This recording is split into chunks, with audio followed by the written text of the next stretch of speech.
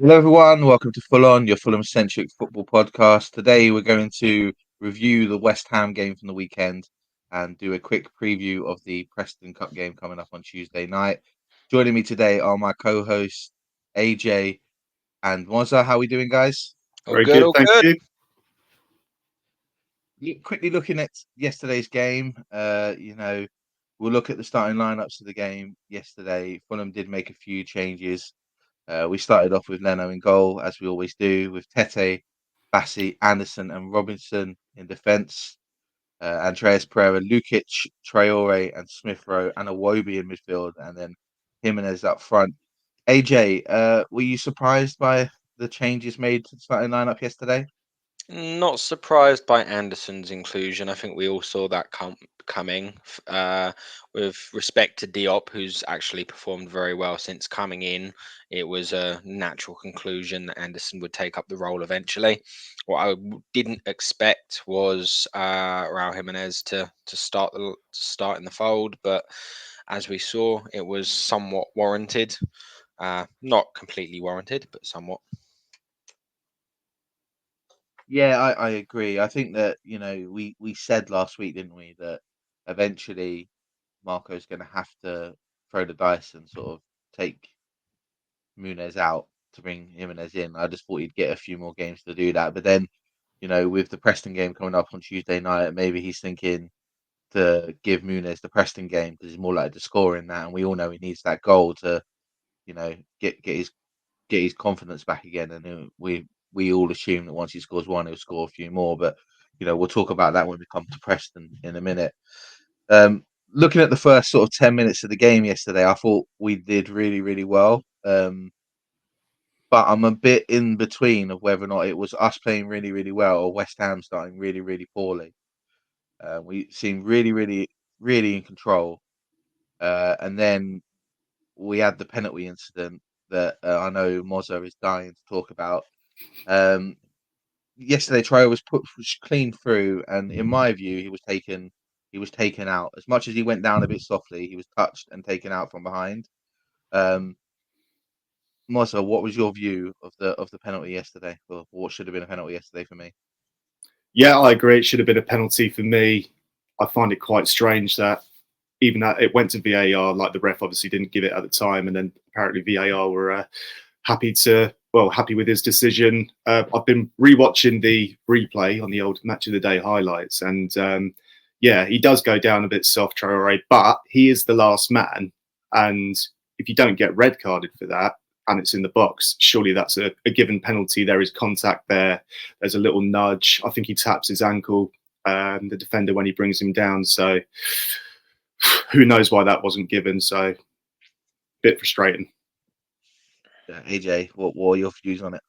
I don't think it's a penalty. Adama cuts across his man. Yes, unfortunately, he gets clipped, but there's nothing the defender can do about that. The defender's running in a straight line, trying to get back, trying to catch up with Adama, which, let's be frank, very few players in the league are actually going to be able to do. Adama had the opportunity to move on to his right foot and take a shot off. Instead, he cut across his defender and set himself up for failure ultimately. And I think it was a wasted opportunity. I think he could have gotten a shot off at the very least, if not scored. But instead, it seems as almost he had gone to try and win the penalty, which I think is just unnecessary and needless. Take the opportunity where you have it. You had mountains of space and plenty of opportunity to get one-on-one with the goalkeeper, and you actively chose to cut across the defender. I think that's why it wasn't given personally, because of all of the directions he could have run with that amount of space. He chose to run towards the defender, who was never catching him. Yeah, I think it's a penalty, but I understand exactly what you're saying, and I don't disagree with it. But my thing for me is with the way penalties are given now in the Premier League, and we've seen these days that you can't make any contact with players without winning the ball, and penalties get given. That for me is the only reason why I'm so certain it should be a penalty. Oh, from a But, consistency perspective, yeah, yeah, from a that's the consistency only thing. That's perspective, the it only should thing have for been me. given. But yeah, It is what it is with that. We move on because obviously I don't want to get tied up on the incident too much. I then think the next sort of 15, 20 minutes of the game, we're completely in control. But it's the same old from us. We are completely in control. We've got loads of impetus in the game, but we've just got no end product. Getting constantly frustrated by the fact that we just cannot seem to find a striker in the box. Looking at that period up before we scored, AJ, what were your feelings watching the game of how in control of the game we were? We clearly dominated at least the first half. Second half, West Ham definitely came at us, but in regards to our control over the game, it seems like we had a strong foothold in it, and we're clearly the more dominant side. The only difference was it didn't look at any point like we were going to create many opportunities. In saying that, we did take 21 shots throughout the game, but how many of those were pop shots, wasted efforts, blocked chances where it's just a crowded penalty area? It's I think the real true stat of the day was the 5 shots on target we had throughout the course of the 90 minutes for the amount of dominance we had, which is simply not good enough. Yeah, no, it's not. It's really, really not. It's getting really, really frustrating. How much opportunities we waste and how much we get ourselves in great great positions, and then just can't put the ball away. Let's talk about the goal quickly.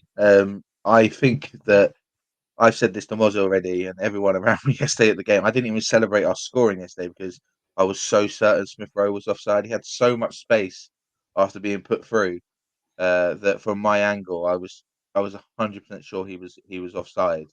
But on replay he wasn't, and it's a great bit of control by him. We'll talk about how the goal comes about. I think it starts with a great bit of defending by Anthony Robinson, who does really well to cut out a through pass by West Ham, who then lays it off, I think, to Lukic, who then passes it to Pereira, and Pereira does probably the only good pass he made all game. Lovely through ball to Smith Rowe, who does excellent to stay onside and then to keep the ball in. A great bit of composure to pass the ball back to him, and to be fair, finishes it really, really well. In my eyes, just like we'll talk about the West Ham goal in a minute, I feel that this goal was more down to West Ham's poor defending than our great finishing. But it is a good finish by Jimenez. Mozza, what are your views on the goal? Yeah, very surprising. Jimenez doing quite a good finish, and Pereira being able to put a good ball in. As you say, probably the best thing he did all game. I'll try not to wax lyrical too much on Pereira yet, unless we get to him later. But as you say, Ash, it looked like the West Ham defence, that back line, probably thought it was offside as well, almost waiting for the whistle to go or looking at the line for a flag to go up. So looks like they fell asleep a little bit and were expecting it to be called off. But yeah, all in all, nice goal from us. Yeah, it was a nice finish, and it was good to get in the lead because I thought we fully deserved it at that point. And I think for that and the remainder of the first half, we were completely in control of the game. It was just a case of we can get that second goal. We'll talk about Pereira again. Try not to bash him too much, but for someone who takes every single one of our set pieces, I want someone to explain to me why he takes every free kick that we get. Because yesterday he had 2 free kicks almost within a couple of minutes of each other that were, for someone who takes every free kick we have, one hit the wall and one went about 20 yards over. You've got to be able to hit the target at least as the constant free kick and corner taker. AJ, what are your views on the fact that he is constantly dropping, in my eyes, 3 out of 10 performances, but because he takes every single one of our set pieces, stats wise, he looks like he's really, really like he's doing most of the work. What are your views on Pereira at the moment?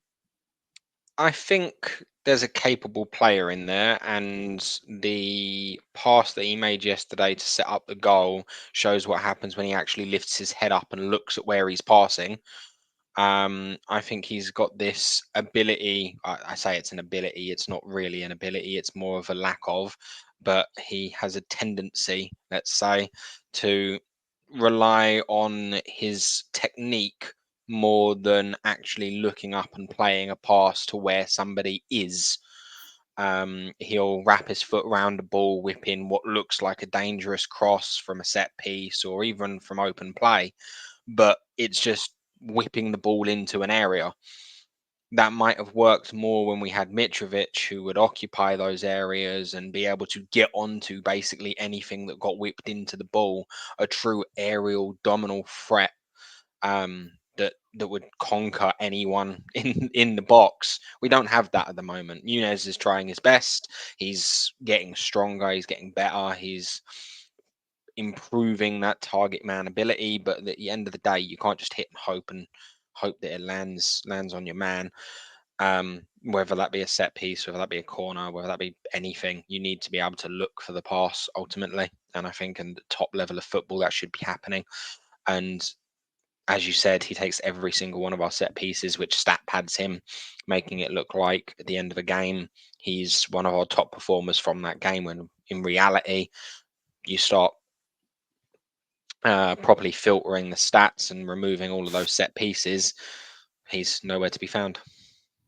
Yeah, I think I agree. You know, I don't want to bash you so much because I know there's a great player in there because we've seen it. We see it in glimpses. We see it in little moments like the goal yesterday, as you say. Yeah. But he is one hell of a frustrating player to watch play football at the times. And at the moment, I feel he's just going through one of those periods where when he gets the ball in certain positions, he either tries to overcomplicate what he's doing or just isn't looking up and doesn't look around him to see what's available, what's on. And I think it was quite dominant yesterday in the last part of the first half yesterday.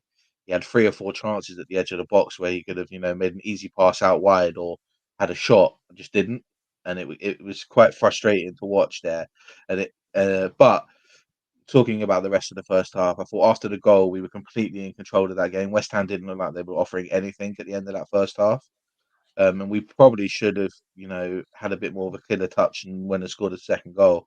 But it just didn't quite come. We almost scored a goal from a corner, an Anderson header that just went over. But other than that, there wasn't much else that happened in that first half. Looking into the start of the second half, I thought West Ham came out quite well. I thought they stepped up their game big. They made a couple of subs at half time. They took Antonio off. They brought Somerville on. That clearly changed their impetus and what they were expecting to do in that second half.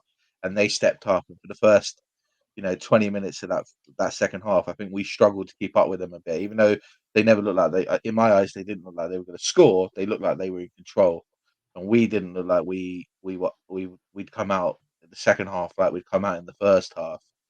Mozza, looking at that first sort of 20 minutes, being at the game yesterday, how did you feel? It was like watching West Ham sort of come out and attack us again because they hadn't done it in the first half.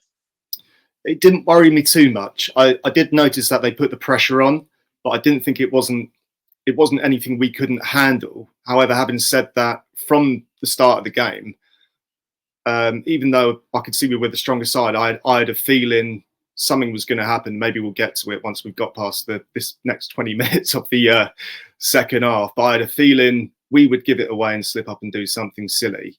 But I still didn't think they were too much of a threat coming into that second half for us. Yeah, I think that for once, I thought Marco's noticed it and made 2 really important substitutions. In the 66th minute, he brought on Reece Nelson and Sander Sanderberg. Berge. And I thought it really changed our impetus in the game.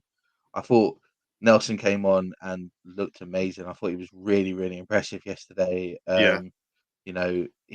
He looks like we've managed to bring in a player who really is what we need in terms of an attacking threat, someone who just wants to get the ball up the pitch as quick as possible or try to get in the box.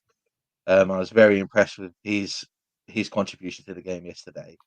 Up until the 90th minute, when we were in complete control of the game between those subs and the 90th minute, complete control of the game. It was the same old from us. That doesn't matter how much possession we had, where that possession was, or what we were doing. How many times we got the ball in the box, we just didn't look like we could score.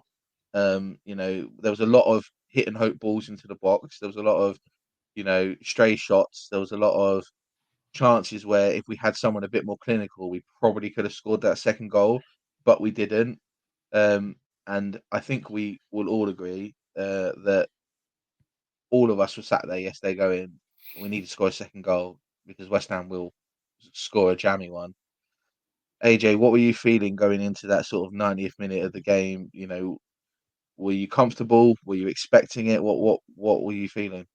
I'm never comfortable at 1-0 as a Fulham fan. You should know that by now, Ash. But frankly, it's at that point of the game where I stop thinking we should get another goal. If one comes from a break in play, a quick opportunity, a counter attack, then take it. But it was actually our pursuit of a second goal that cost us the win at the end of the day. There's a point where I think it's Adama and someone else in the corner. And they had the opportunity to hold up the ball, and instead they tried to play Nelson through. And it's at that point we lose possession of the ball, and West Ham break on us and score the goal. And it's those situations where we need to be smarter. Yes, we don't want to be going into the 90th minute 1-0 up, and we should be pushing for a second or third goal before the 90th minute. But if you get to that point, especially in the third or fourth minute of extra time, manage the game. Learn, be smart enough to manage a football game and know, okay, we're a possession style football team, but we either need to retain the ball and stop them getting it for the next few minutes, or we need to give up on that and sit back and defend our box and just make sure they don't score. I'm all for free flowing football and scoring as many goals as possible, but also don't take the mick. Let's win the games, please. We've got a few occasions already this season where we can say we've dropped points unnecessarily, or haven't taken points that could have been available. And that's going to be the difference if we carry on doing it come the end of the season between fringe European football and another 11th place finish. I fully agree. Let's talk about the goal quickly. Whether or not the throwing is West Ham's or ours or not, I'm not 100% sure. But for me, I'm really, really disappointed with Anthony Robertson. The throw-in's given to West Ham, and he stands there for 2 to 3 seconds, complaining that it should be our throw. By this point, obviously, West Ham have recovered the ball and are ready to take the throw-in, and he's completely out of position. And then he's too busy trying to get back in the position to defend properly, which causes the ball to go into the box, where it should have been dealt with as the ball came in, and it wasn't. Ball falls to Danny Ings, and we all know what Danny Ings is like. He's made a whole career of being one of those strikers who can finish those opportunities. And he takes it well, I think, but it's all down to our defending. Just like I feel like our goal in the first half was probably down to West Ham's poor defending.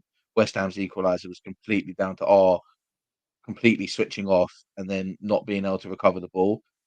Mozza, I know you're like me, but I saw that goal coming when we couldn't score that second goal.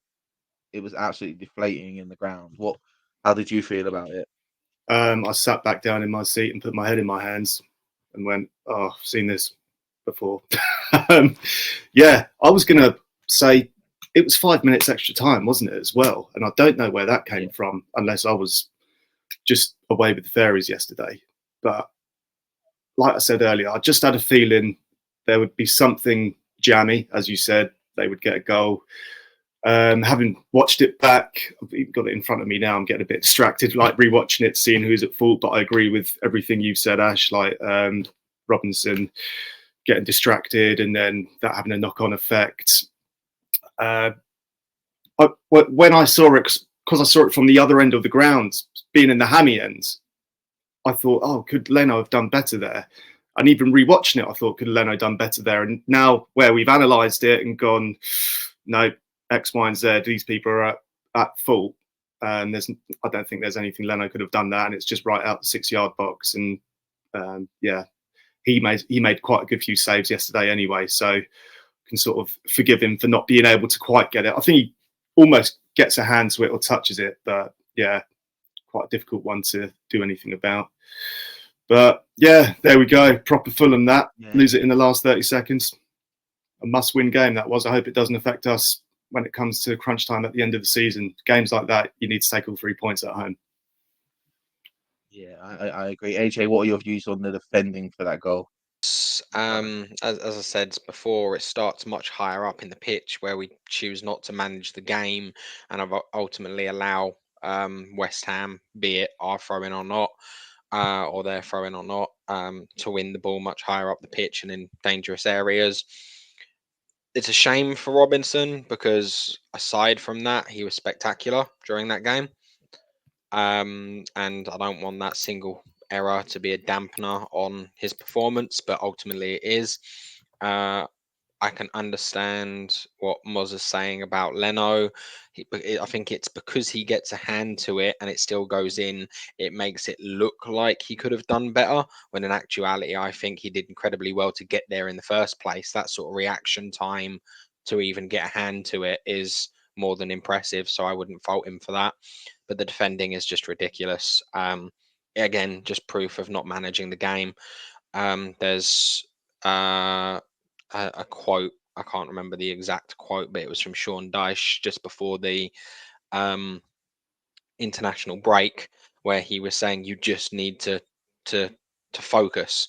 You just need to pay attention. You need to actually win these games and grind out results when you get to these points of the game, and you can't let it falter. Yes, we didn't give up a 2-goal lead to lose 3-2 like they did, but we're still not paying attention enough and not focusing enough in the important moments. Not to speak ill of Robinson, as I said, because he had a very good game, but it's in those dying moments when he needs to switch on and be like, okay, forget arguing with the bloody referee for a minute. Focus, pay attention, win the ball back, boot it out of play, then argue with the referee while someone's going and recovering it. Like, I fully agree. I fully agree. And I think that you're absolutely spot on. I think Robertson had an outstanding game yesterday. Other than that 10 seconds, he had an absolutely outstanding game yesterday. And in fact, 2 minutes before West Ham equalised, he put in an absolutely crunching tackle down on that left, down the left to stop a West Ham counter attack that was superb. It's just frustrating, and I think you're completely spot on about game management. You know, yet again, it's proven to be a bit of an Achilles heel for us. And you are correct. You know, come the end of the season, it will be different. It will be the difference between us making Europe and us finishing, lower mid-table, which is something that we don't want to happen again. Especially, we see the improvements that we're making, other than the fact that we can't put the ball in the damn goal. That we need to be able to control games, especially if we're one up with a couple of minutes left. We have to manage the games out a bit better than we are. Ultimately, 1-1, it's frustrating. In my eyes, it's 2 points lost, not a point gained. And, West Ham fans were leaving that game yesterday celebrating a 1-1 draw, and for the squad they have, they probably should be looking to win games like that. So ultimately, we're disappointed. They're elated. We should do better. We should manage games better. And I completely understand Marco Silva's frustrations at full time about that. Let's move on. We'll talk quickly about the Preston game coming up on Tuesday night in the Carabao Cup. I am a bit mixed to this one. Preston their form this season's not been great. Down in the Championship, they've had a couple of good cup games. They've knocked out Sunderland and they've knocked out Harrogate. But I expect nothing but a Fulham win in this game. Really, even if we make 11 changes, I expect our squad to be a little bit too good for them.